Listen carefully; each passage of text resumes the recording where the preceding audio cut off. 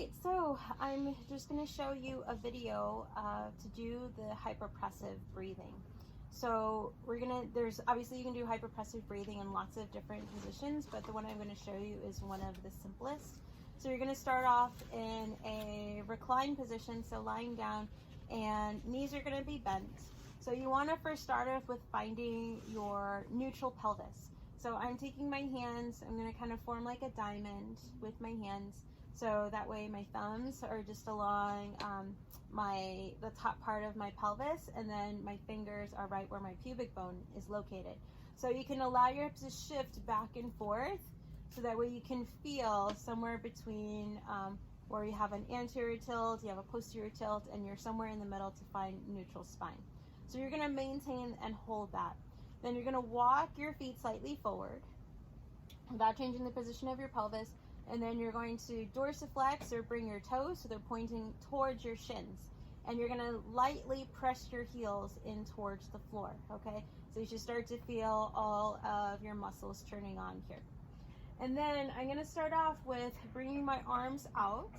So I want to make sure that I'm feeling that my shoulders stay broad. So you don't want to be retracting or rib cage drawing up, okay?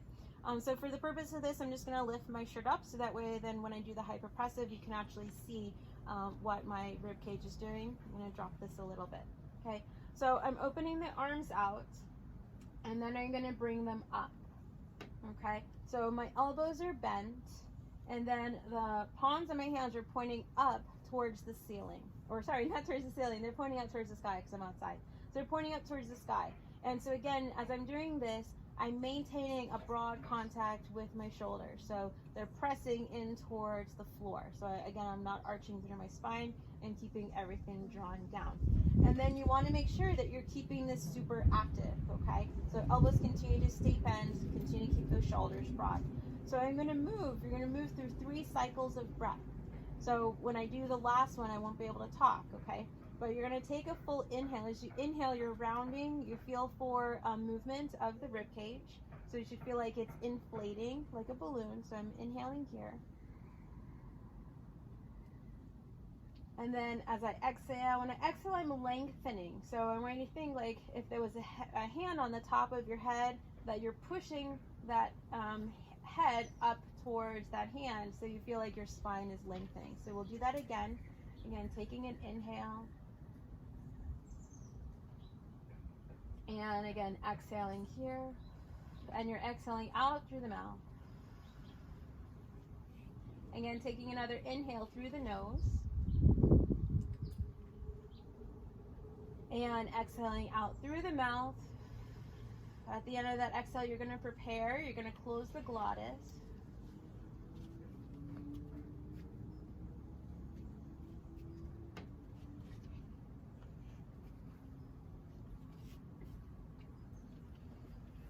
So if you saw there, so as I close my glottis at the end of my exhale, I'm not completely emptying out. So you just want a passive exhale.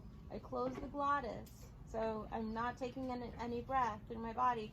I'm hyperinflating through my rib cage. And then you should have seen a little bit of a suctioning, abdominal vacuum of my diaphragm. Okay, so I'll demonstrate one more time. Again, you're keeping everything active even while you're doing this, okay?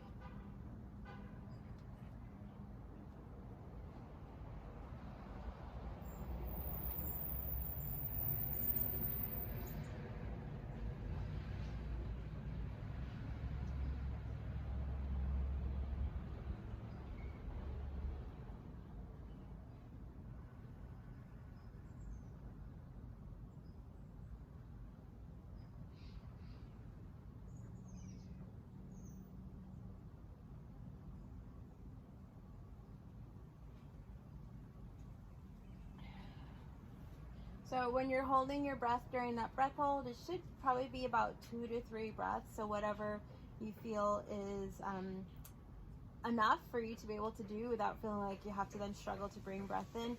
So then after you do that breath hold, then you're going to take an inhale. If you start to feel that when you're doing it, that like you're having to struggle to bring breath in, then you're holding your breath for too long. So you want to start off with like something that's easy, like at least, 2 seconds of breath hold. And then you open that glottis back up, and then you take an inhale, you exhale, and then you can repeat. Okay, so give that a try.